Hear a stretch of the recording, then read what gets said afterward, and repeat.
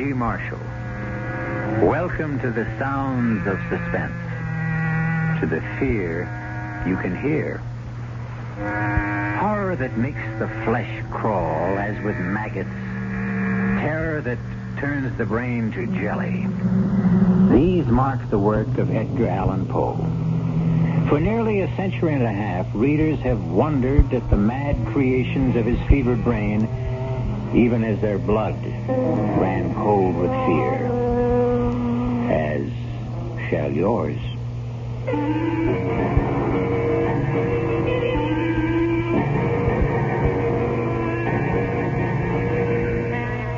Our mystery drama, The Fall of the House of Usher, was especially adapted from the Edgar Allan Poe classic for the Mystery Theater by George Lothar and stars Kevin McCarthy.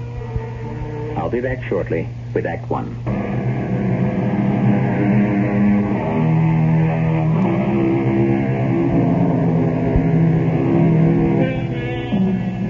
I must warn you that there lies ahead for you a tale so gruesome that when it ends, you will know beyond doubt that never in your life before have you experienced such revulsion.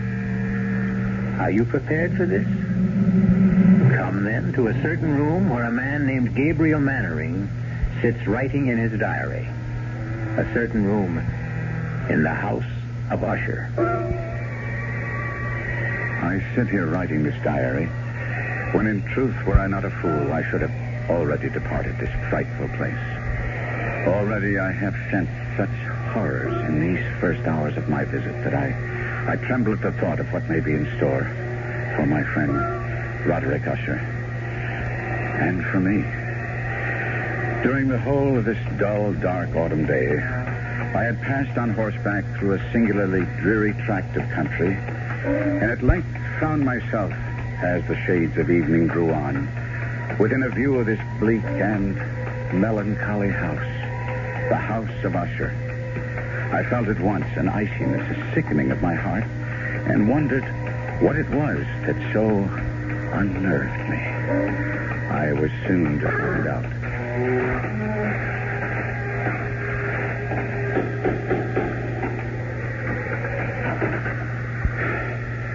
You would be Mr. Mannering, sir? Yes. My master waits you. One moment, my horse. Oh, we'll be well cared for, sir. Oh, that carriage standing there. That black carriage? Is there another visitor? Only the doctor. He is attending Miss Madeliene. This way, sir. Thank you. Follow me now, sir. Oh. We turn here, the passage on our left. Now, this to the right. I had no idea the House of Usher was so vast. Oh, yes, vast. Above and below. Below? There are chambers underground, vaults, dungeons that even I have never seen, and I have lived here as servant to Mr. Usher more than 30 years. Here we are, sir. Come. Mr. Gabriel Mannering, sir. Oh, Gabriel. My dear good friend, you've come at last. Roderick, I came immediately on receipt of your letter. It gave me cause for concern, deep concern. After all, Roderick, not having seen each other in years, nor corresponded even, to receive a letter from you was in itself a surprise, but the contents, Roderick, the contents were a shock. How ill are you? Ill? I'm not ill. Not ill? But in your letter... I am not ill. Oh, I may have mentioned something of the sort in my letter, but... More than mentioned, you spoke of acute bodily illness, of oppressive mental disorder, of a malady, dear friend, so strange you could not bear to face it alone. Now, that is why I'm here. That is why I came at once. The terrible agitation in your letter. Oh, mood. It was nothing but mood. Mood of the moment. Nothing more. Come now. Cato, the port. Good. Thank you. I'll pour. And, Cato. Sir? Dr. Wyndham is with my sister still? Yes, sir. I would speak with him before he takes his leave if he feels I can bear to... Sir? Nothing. Nothing. Just say I wish to see him. Yes, sir. The vintage Port Gabriel. You'll enjoy it. Its aroma, its fragrant bouquet will delight your nostrils. Its taste will fall sweet on your tongue. Your health, good friend. And yours, Roderick. Well, now, tell me about yourself, Gabriel. How has life gone with you all these years? Oh, as all lives go, I suppose. Has been the good, the bad, the indifferent. Yes, well, mine has been mostly bad. I've prospered. My importing business in Baton Rouge. Ruination, that's been my lot, my fate. The fate of the House of Usher. Well, if you are financially in need... No. I speak of another kind of ruination. Decadence. I speak of the evil that molders within my body, my mind, my house. House? Oh, no house this. A tomb that houses the living dead. You are ill. Yes, I lied. I am ill with what? With what? With fear. Fear? Of what? I know not. Well, what do we all fear, each of us? What living thing has not known fear? It lives within us, this fear. It rots within us, as I rot within this house. But mark you, good friend, whereas with others fear rides like a restless maggot, only now and again with me, it's ever present, a colorless slime growing within me, spreading, engulfing, drowning me. Roderick. No. I'm all right now. I'm all right. You must go. Go. Well, you shouldn't have come. I shouldn't have asked you. You must leave this house of death, this tomb. Stop that. Now stop. I tell you that... Enough. Enough now. Here. Sit down. Compose yourself. Now hear me, Roderick. I came a great distance through the foulest time of the year to be with you, and here I shall stay until you are well again. No, you don't understand. I shall never get well. Of course you will. No. She is dying, you see, and I... Your sister? Is it she who is dying? Yes, Madeliene. But it's she who is dying. If it is... No, you don't understand. You don't understand. Come in. Dr. Wyndham. Come in, Doctor. Thank you, Cato. May I introduce myself, Doctor? Mr. Usher, as you see, is not himself. I'm a friend of his. Gabriel Manning of Baton Rouge. Oh, how do you do? Louis Wyndham. I entreat your pardon, both of you. Now, Roderick. Well, my nerves sometimes. Yes, I know, and I'm sure Mr. Mannering understands. You've been taking the laudanum I prescribed? I used the last only yesterday. Well, I'll see if you get more. Oh, thank you. My sister?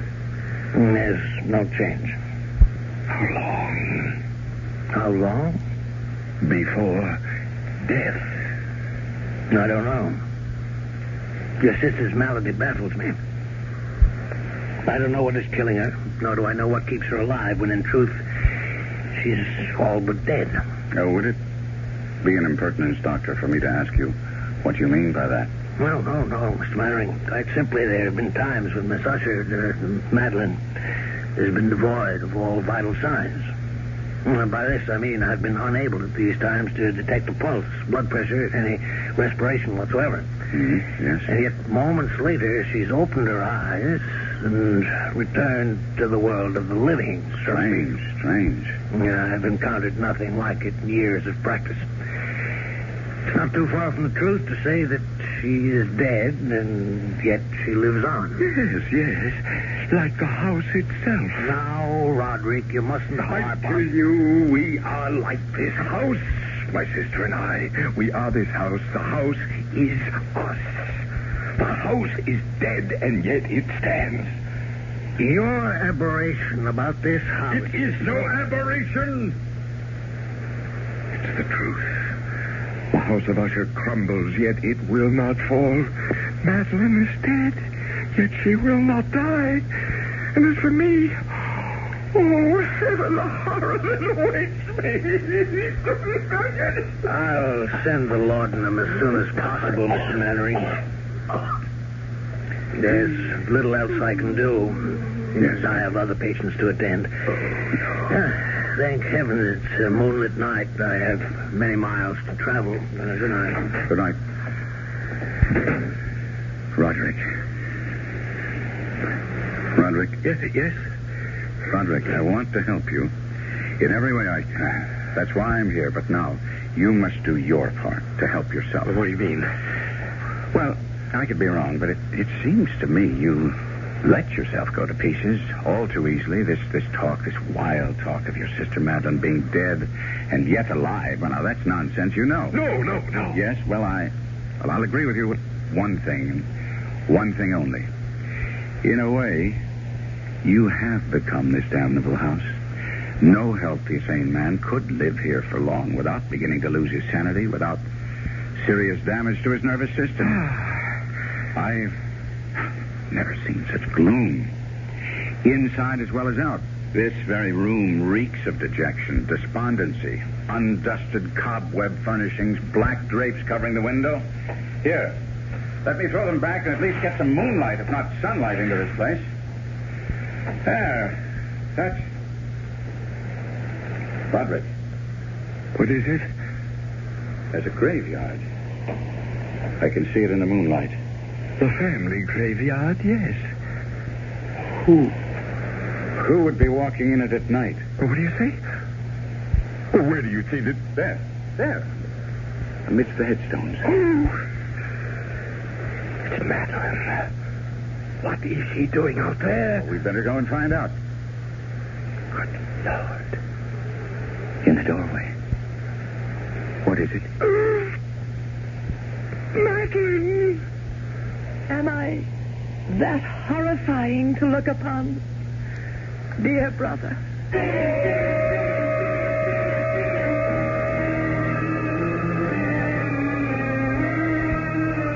Madeleine Usher walks among the headstones of the Usher graveyard, yet stands in the doorway at the same time. Does her spirit walk abroad? Is she that close to death? I'll be back shortly with Act 2.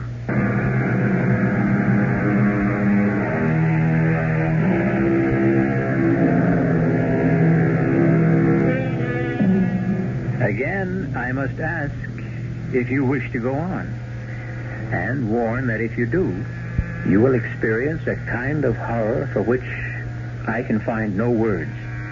Even Gabriel Mannering, writing in his diary, found it difficult to express his feelings in that moment of first meeting with Madeleine Usher. I seek and cannot find words to recreate the terror of that moment. Not a woman, but a corpse stood before us in the doorway of that awful room. The very woman, or corpse, if you will, that but an instant before Roderick Usher and I had glimpsed in the moonlight graveyard beyond the window. If she is alive, I thought, she should be dead. Fatuously, I said, "You are Madeleine Usher?" Yes. How do you do? I'm Gabriel Mannering. I know. You winced as you took my hand. What? You felt it. Coldness. No. Yes. You need not dissemble with me. Even now, you find it hard not to stare at the dark patches on my face, the putrescence that lives. Yes, thrives in my dying flesh. Madeleine, my dearest sister, you should be lying down, resting. You mustn't waste your energy. I wanted to meet your friend. Someone from the world of life outside this house. This tomb. I wanted to... needed... Falling, catch her.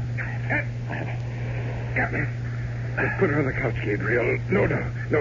Better still, we'll carry her to her room. No pulse. No heartbeat. Is she... Well, heaven help me. It's impossible to say. Can you carry her alone? She weighs nothing. Follow me, then. Oh, what evil stalks the House of Usher. Help us, dear Lord, please help us. Put her down, Gabriel. Gabriel. In what? In that? It's her bed. A coffin. But nevertheless, it is her bed. It's where she rests and sleeps. And haven't you noticed? What she's wearing isn't a nightdress. A shroud. Yes. She's been ready for her burial for nearly a year now. Oh, look. See? Her eyes are fluttering. I'd have taken my oath she was dead. Not yet. Oh. Gabriel, my friend, come. Well, you don't leave her like this, alone, no company to cheer her when she wakes. She may not waken again for days. She may not waken again. Come? No? Oh, wait. There's something about her. Something in her face that... It reminds me... Well, of course, it's you. Oh, you see, then? The family resemblance. Obvious. In spite of what the intimacy of death has done to the face, the resemblance is still there. It's more than a resemblance, Gabriel. What do you mean? Well, we are twins.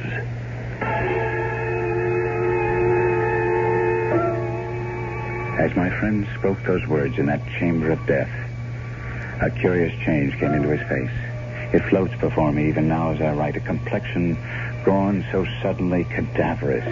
His eyes large, liquid, and luminous beyond comparison. Thin and pallid lips gone thinner, paler. For a moment, he seemed scarce human. I had tried to calm his fevered nerves by telling him it was his sister, not he, who was dying. And he had cried out, You don't understand. You don't understand. And now, in an instant, I did understand, or at least the shadow of what he meant touched me, and I was filled with a dread, a loathing of what was to come that I cannot fully express. Had I known the full truth of what lay before us, my loathing would have increased 100-fold, and I should have fled the House of Usher then and there. Certainly, I should not have found myself at breakfast with Usher the following morning. Another helping, Mr. Mannering? No more, Cato. Then I can give you the message. A message from whom? Miss Madeleine. She wishes to see you at your convenience. Well, then I'll go to her, of course. Now, why do you look at me like that? And now, why do you turn away? Cato, face me. Look at me. What is it? Cato, is it the odor? Yes, sir. You'd best not go, Gabriel, or if you do, another time. I don't understand. The odor, the stench of putrefaction. It's stronger at times than at others. And you mean that she... Take me to Miss Madeleine at once, Cato. No. It will sicken you, nauseate you, even infect. Well, it can kill me and be damned to it, but I'll not disregard a last wish of a dying woman. Unlike you, Roderick, I do not fear death.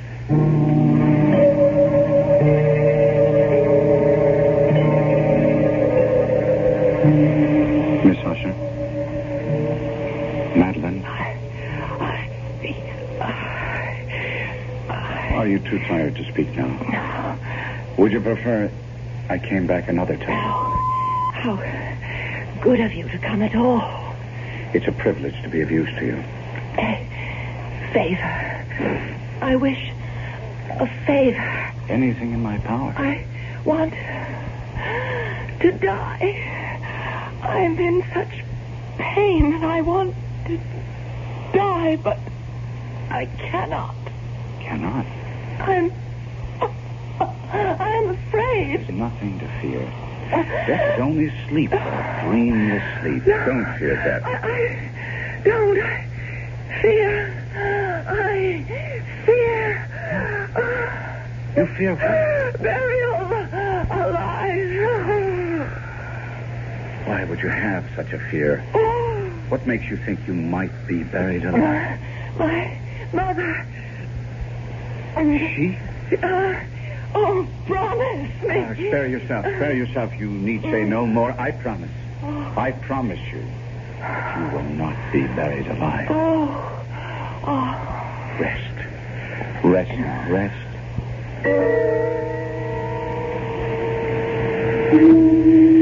That is what you meant, Roderick, is it not? Like her, like your twin, you don't fear death so much as you fear being buried alive. Right, part of it. Yeah? Yes. Only part? Well, I fear... Oh, God, more than I can tell you. I fear what happens in death. Another aberration. As with the house, so with this. You are a man given to aberration. And what of that? You make as little sense as Wyndham. You think because you call a thing an aberration, it'll go away, that it will cure itself if you but name it. Reason. Common sense. Reason, common sense. When you speak to me, and Usher, of reason and common sense, Do you not know of the madness that has tainted this family through its history? From the beginnings of the House of Usher, this house, this family, until now, until Madeliene and me, the last of the Ushers, from beginning to end, from rise to fall. Roderick. Rise to fall. Roderick. From rise to fall. I had not thought on it before, but that is what it will be when she and I are dead. It will be the fall of the House of Usher.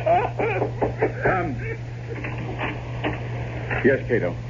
The laudanum, sir, from Dr. Wyndham. Oh, thank heaven. It has come none too soon.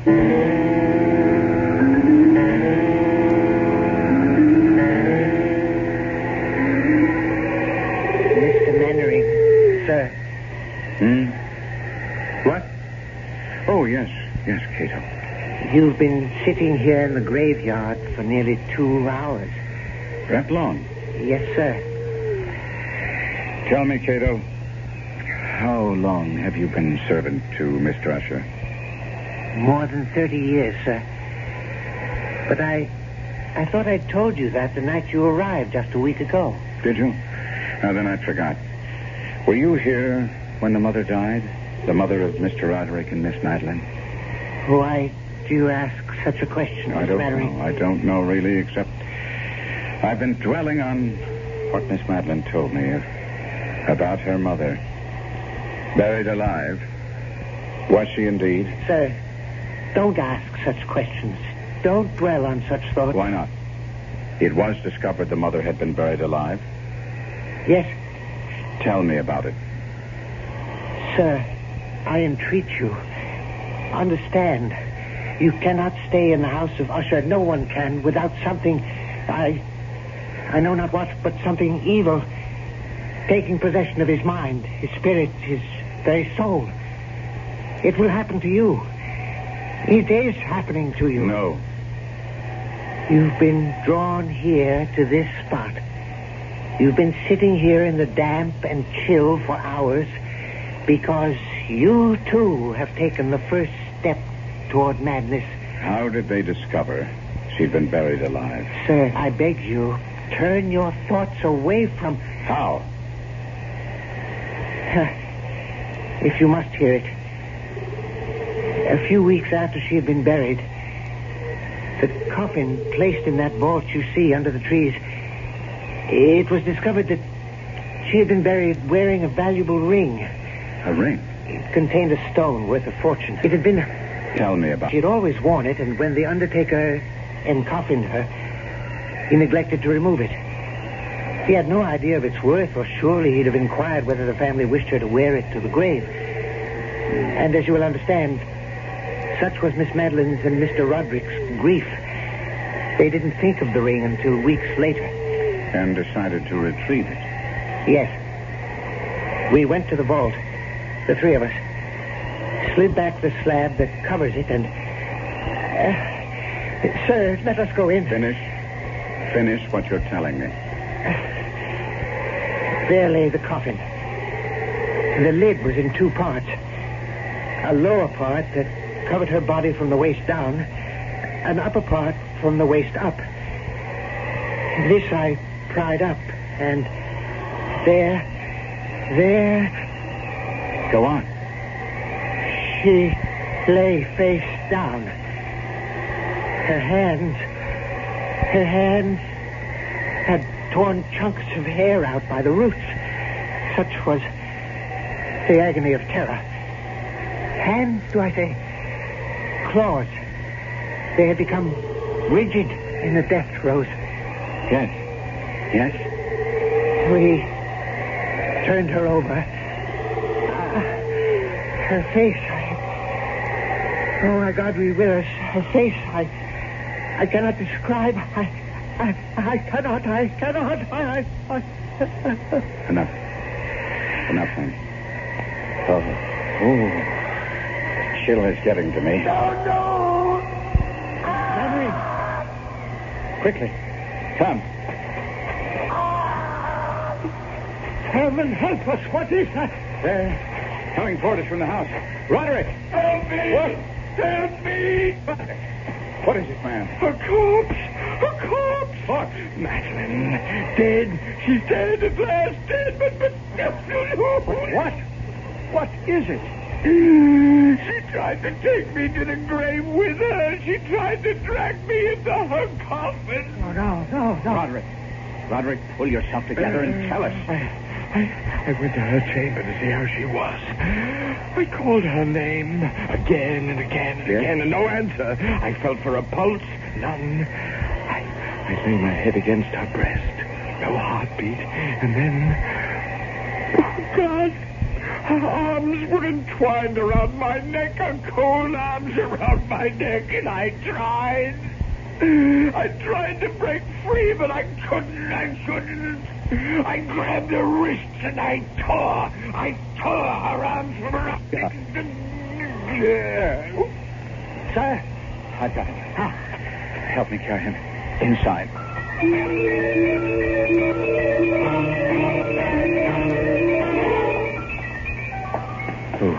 Oh, no. Now be calm, Cato. When Mr. Usher tore himself free, he must have dragged her half out of the coffin. Come. We must put her back in. Cato. I dare not touch her. Very well.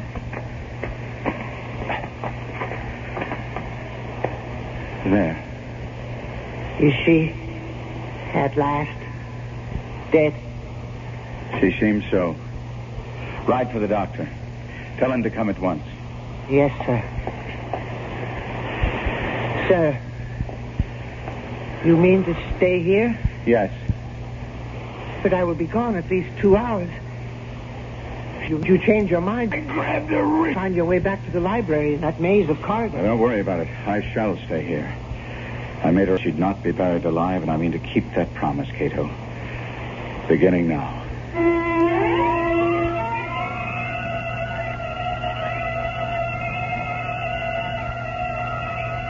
Alone in that chamber of death, within the House of Usher, Gabriel Mannering seats himself beside the coffin of Madeliene Usher to keep his vigil and his promise, and wonders if he himself may not be going mad. I'll be back shortly with Act 3.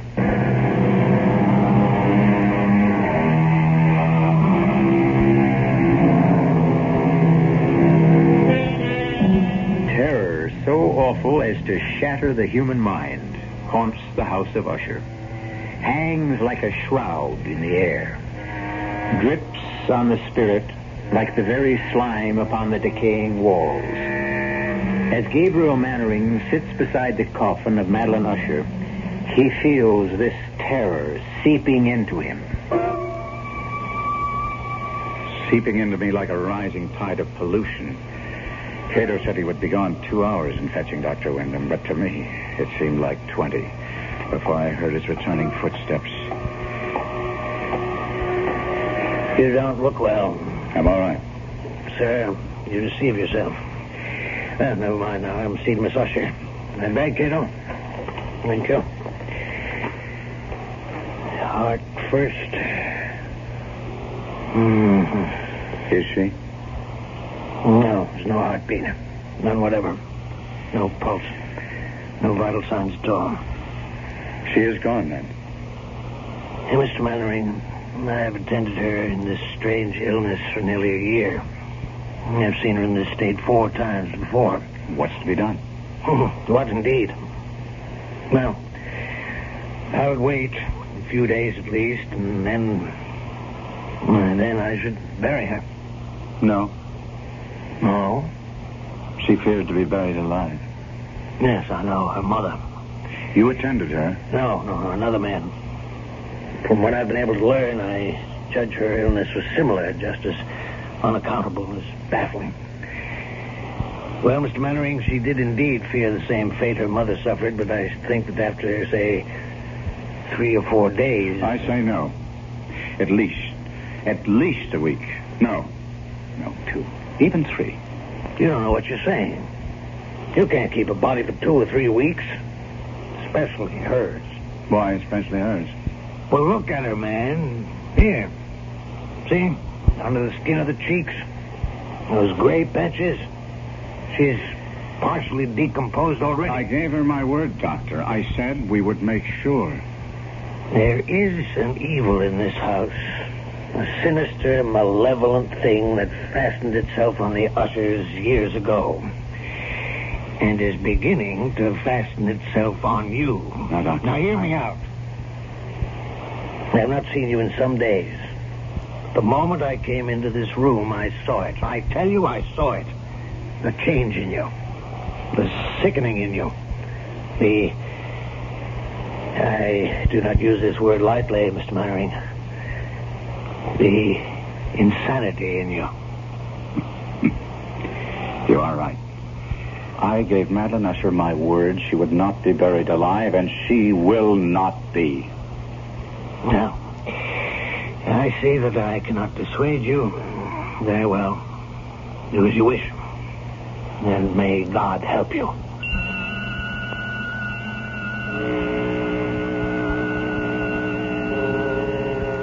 I stayed by her coffin for yet another hour or so, making sure there were no signs of life.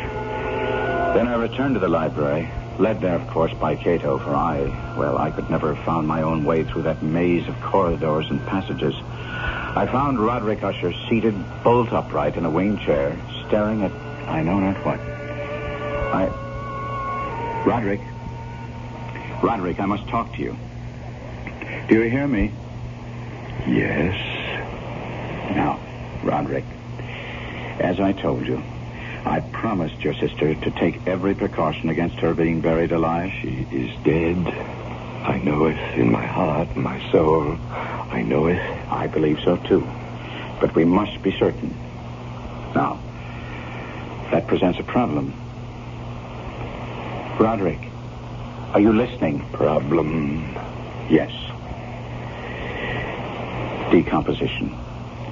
If she is dead, she will decompose. And after a period of days, well, you can imagine. Days? Days of what? Of visiting her coffin at least every 12 hours, say, to make sure she's dead. Are you mad? We must keep her body. 1 week, 2. And the question is, where? Where? We'll have to leave the coffin open in case she should regain her senses. On the other hand, if she is indeed dead, Well, there are vaults deep down beneath the house. We could put the coffin in one of those. Good. We'll do that, then. Yes. We'll do just that.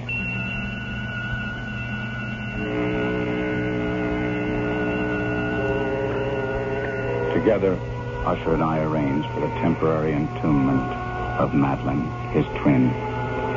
The vault, so long unopened that our torches were half smothered in its oppressive atmosphere, was small, damp, and entirely without means of admission of light, lying at great depth beneath the house.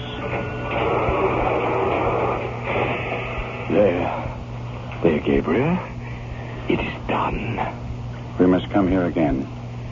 In no more than 12 hours. As you say. As you say. Before he wished only to bury Madeliene, why it become so compliant, agree so readily with what I said.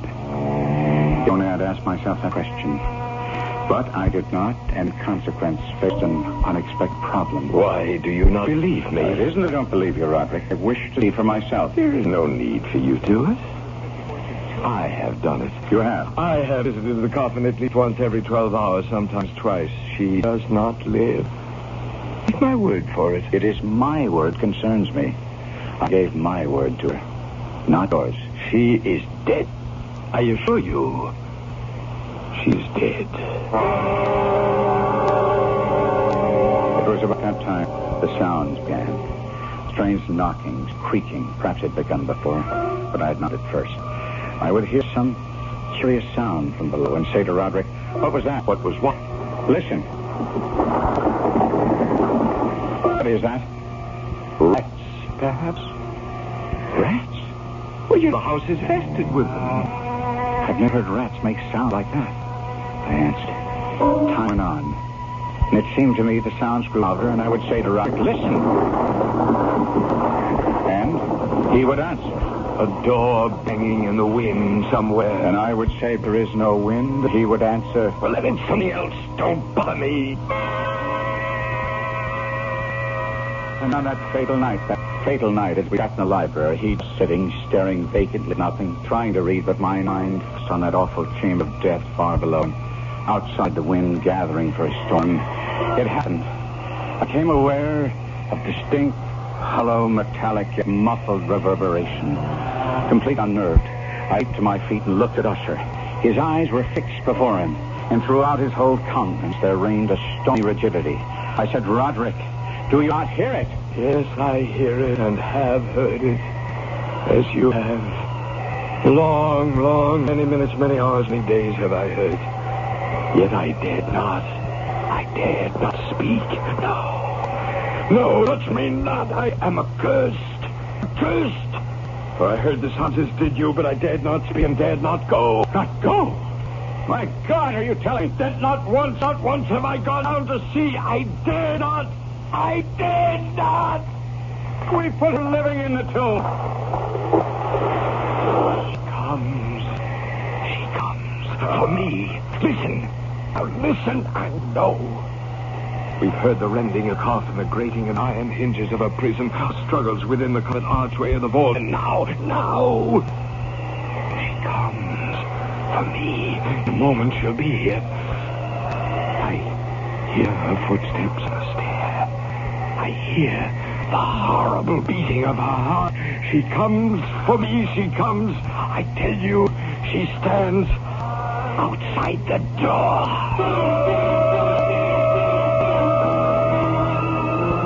And as if in the superhuman energy of his utterance, there had been found the potency of a spell. The huge antique panels to which he pointed drew slowly back. And outside those doors did stand the towering and enshrouded figure of Madeliene. There was blood on her white robe, evidence of some bitter struggle on every portion of her putrefied frame. For an instant she remained trembling and reeling to and fro upon the threshold. And then with a moaning cry, fell heavily in on her brother. And in her violent, now final death agony, bore him to the floor. A corpse. A victim to the terrors of all he had anticipated.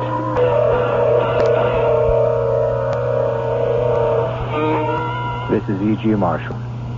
I shall return shortly.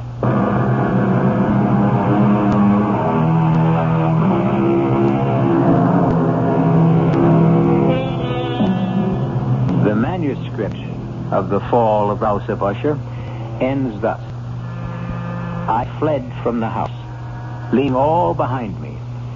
As I ran, I heard a sound so horrendous it made me stop and turn. My brain reeled as, looking back, I saw the mighty walls of the house burst asunder. And in a few moments, the moon, breaking through scudding clouds, a blood-red moon, revealed the end. The fall of House of Usher. Our cast included Kevin McCarthy, Arnold Moss, Marion Sotis, and Robert Biden. The entire production was under the direction of Hyman Brown.